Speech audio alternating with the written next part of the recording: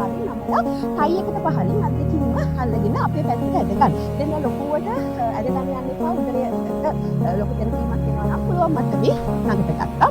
ඒ ළඟට අරගෙන හොඳට හුස්මත් එක්ක අපි හිමින් කකුල ඉහළට ගමු. ටෝස් තමන්ගේ පැත්තට පොයින්ට් කරන්න. හුස්ම පිට කරද්දී එන්න පහළට. අපි පහක් කරමු අභ්‍යාසය.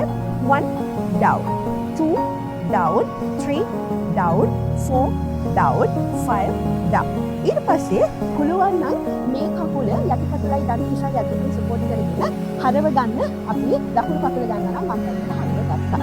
හරි පුළුවන් අය මේ යටිපතුලට අපි බැලුමට හිර කරගෙන අනිත් අත කලිසට පහලින් ගමු. දැන් ලොකුවට උදරේ තෙරපීමක ලක්ෂණ නම් මේ යටිපතුලට අපි අතින් අල්ල ගමු. ඊපස්සේ කලිසත් අතින් අල්ලගෙන එතකොට කඳ ඍජු කරලා සයිඩ් එකට අර නමේ නලවනවා වගේ සයිඩ් එකට කඳ ගමු. යමු පහ 1 2 3 4 5.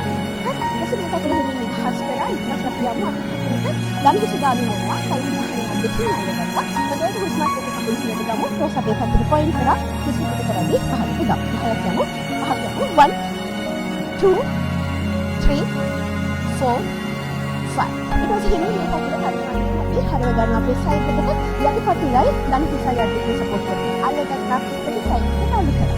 1 2 3 4 5.